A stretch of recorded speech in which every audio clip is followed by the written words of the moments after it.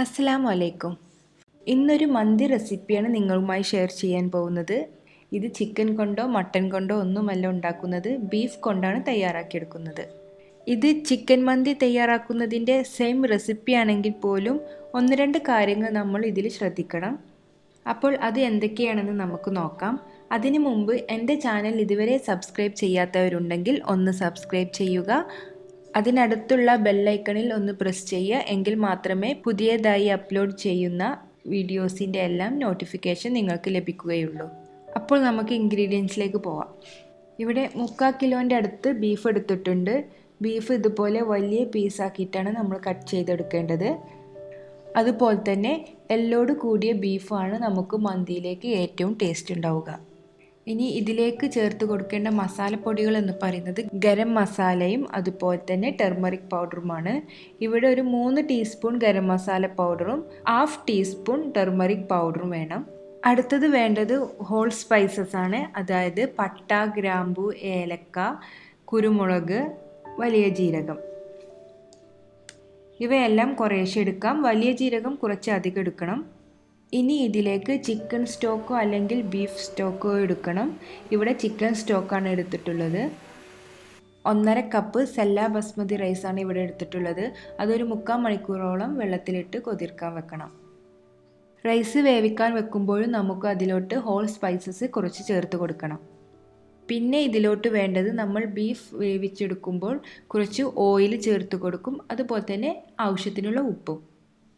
First നമുക്ക് beef വേവിച്ചെടുക്കാം. അതിന് വേണ്ടി ഒരു കുക്കറിലോട്ട് നമുക്ക് ബീഫ് ചേർത്ത് കൊടുക്കാം. അതിലോട്ട് ഗരം മസാല പൗഡർ അതുപോലെ തന്നെ ടെർമറിക് പൗഡർ ചേർത്ത് കൊടുക്കാം. ഹോൾ സ്പൈസസ് ഇട്ട് കൊടുക്കാം. ചിക്കൻ സ്റ്റോക്ക് ഇട്ട് കൊടുക്കാം. ആവശ്യത്തിനുള്ള ഉപ്പും ചേർത്ത് കൊടുക്കാം. കൈ ഉപയോഗിച്ച് ഇത് നല്ല പോലെ ഒന്ന് മിക്സ് ചെയ്തെടുക്കണം.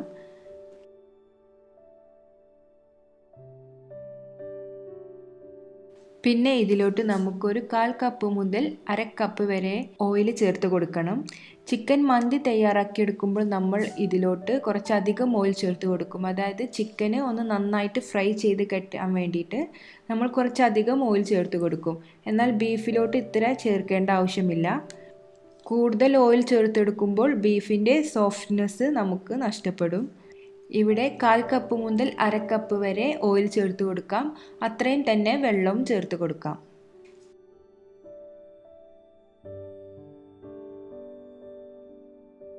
ഇനി നമുക്ക് ബീഫ് വേവിച്ചെടുക്കാം.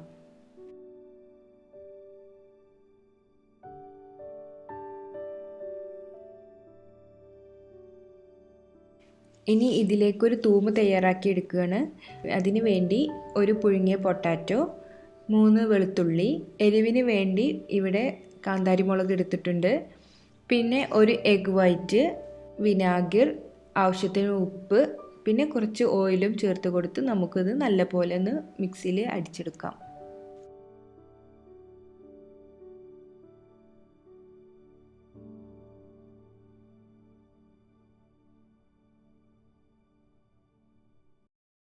ഇപ്പോൾ നമ്മുടെ ബീഫ് ഇവിടെ റെഡി ആയിട്ടുണ്ട്. ബീഫ് നല്ല പോലെ വെന്ത് വരണം, എങ്കിൽ മാത്രമേ ടേസ്റ്റ് ഉണ്ടാവുകയുള്ളൂ.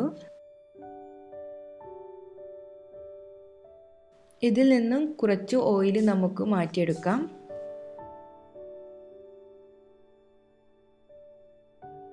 റൈസും ഇവിടെ വേവിച്ചെടുത്തിട്ടുണ്ട്. ഇത് നോർമൽ നമ്മൾ വെള്ളം തിളപ്പിച്ച് ഊറ്റിയെടുക്കുകയാണ് ചെയ്യുന്നത്. 3/4 വേവാകുമ്പോൾ തന്നെ നമ്മളിത് ഊറ്റിയെടുക്കണം. ഇനി നമുക്ക് ഈ ബീഫിൻ്റെ മുകളിലോട്ട് റൈസ് ചേർത്ത് കൊടുക്കാം.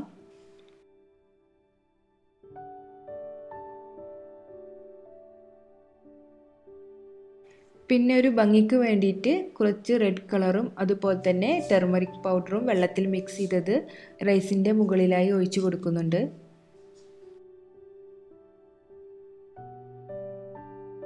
ഇനി കരി വെക്കാൻ വേണ്ടിയിട്ട് റൈസിൻ്റെ മുകളിൽ ചെറിയൊരു സ്റ്റീലിൻ്റെ പാത്രം വെച്ച് കൊടുക്കുന്നുണ്ട്.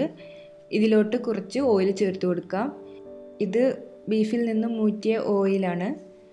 ഇനി ഇതിൻ്റെ മുകളിൽ ചൂടാക്കി വെച്ചിട്ടുള്ള കരിയിട്ട് കൊടുത്ത് നമുക്ക് കുക്കർ ക്ലോസ് ചെയ്യാം. ഇനി ഇത് നമുക്ക് ഒരു വിസിലടിപ്പിക്കണം. പെട്ടെന്ന് അടിക്കണ കുക്കറാണെങ്കിൽ ഒറ്റ വിസിലടിപ്പിക്കുക, അല്ലെങ്കിൽ ഒന്ന് ആവി കയറിയ ശേഷം നമുക്ക് ഓഫ് ചെയ്യാം. ഓഫ് ചെയ്തതിന് ശേഷം അപ്പോൾ തന്നെ അതിലെ വിസിലെല്ലാം കളഞ്ഞ് നമുക്ക് ഓപ്പൺ ചെയ്യാം.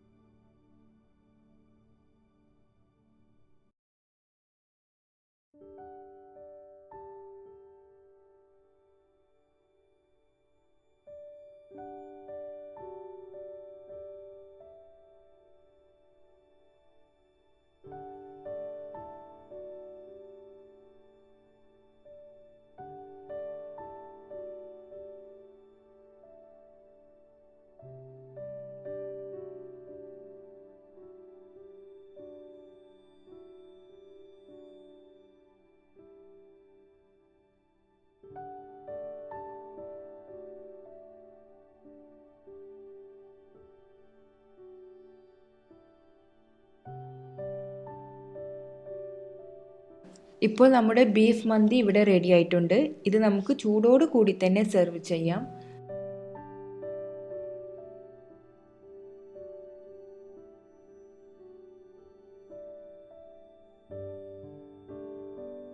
എല്ലാവരും ഇതൊന്ന് ട്രൈ ചെയ്ത് നോക്കുക.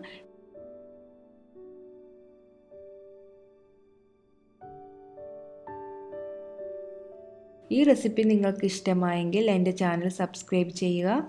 വീണ്ടും പുതിയ റെസിപ്പിയുമായി വരാം. ഇൻഷാ അല്ലാ. അസ്സലാമു അലൈക്കും.